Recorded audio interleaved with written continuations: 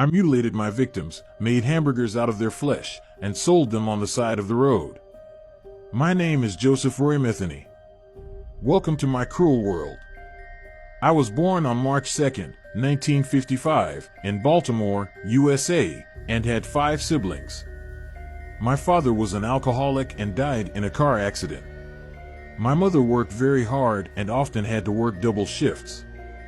I became addicted to drugs when I was 18 and kept staying with drug-addicted homeless people. When my then wife became addicted to crack in 1994, she left me with our common son for another man. For days, I searched for her in vain. Then, out of anger and rage, I murdered 2 innocent homeless people with an axe. Near the place where I committed the murders, I noticed 2 other women.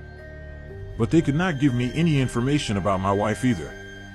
I raped both of them, strangled them with an extension cord, and buried their bodies.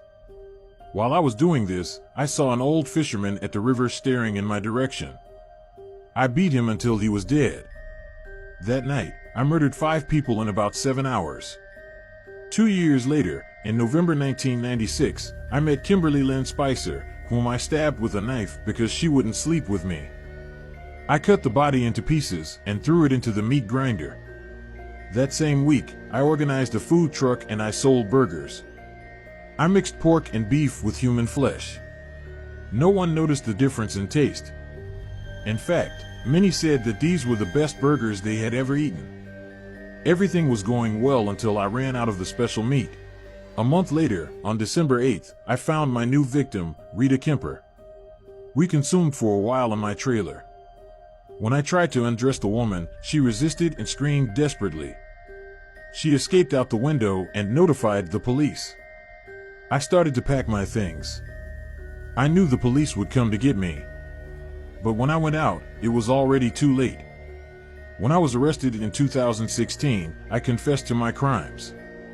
In total, I killed 13 people. However, of these, evidence was found to convict me of only 2 murders.